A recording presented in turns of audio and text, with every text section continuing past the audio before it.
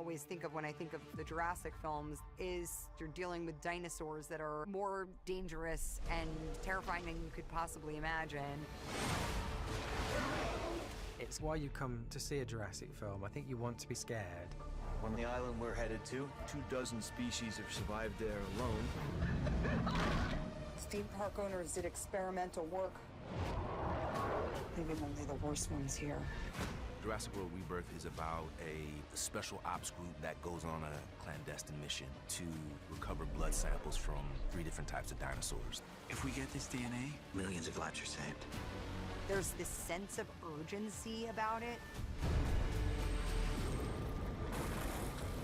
Let's go. The movie has a lot of very scary, very intense, kind of relentless moments. Hey! It is a thriller. You are trapped on this island.